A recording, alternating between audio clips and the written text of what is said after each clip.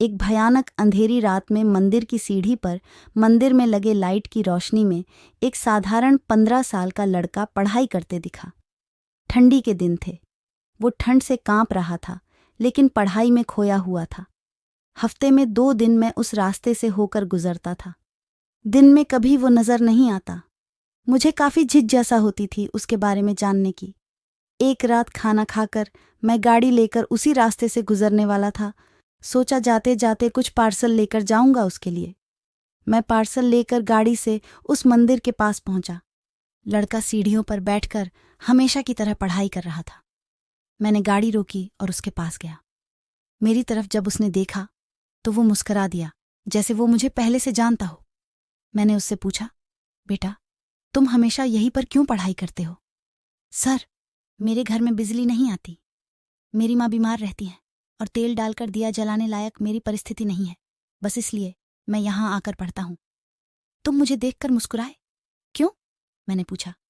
क्योंकि आप भगवान हैं, वो बोला। ऐसा नहीं है, मैंने कहा। नहीं, आप भगवान ही हैं, वो बोला। चलो वो सब जाने दो।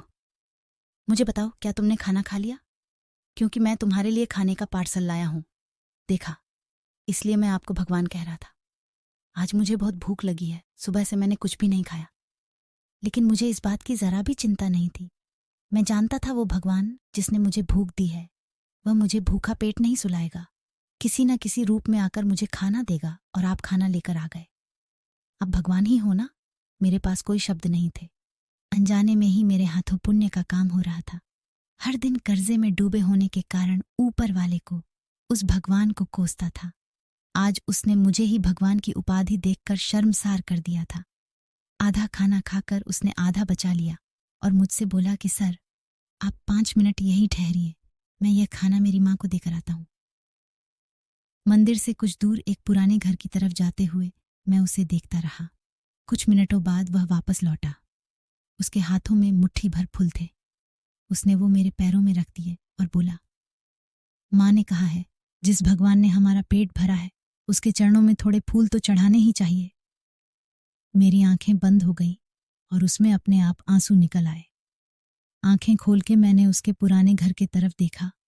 उस घर के सामने पड़े पत्थर में भी मुझे प्यारी सी मुस्कान दिखाई दे रही थी। उस लड़के की आंखों में मुझे साक्षात भगवान दिखाई दे रहा था। दोस्तों, कहते हैं कि भगवान सबकी मदद करते हैं, बस वह खुद सामने नहीं आते। किसी न किसी के जरिए हम तक वह मदद पहुंचा देते हैं। बस ज़रूरत है तो उन पर विश्वास करने की।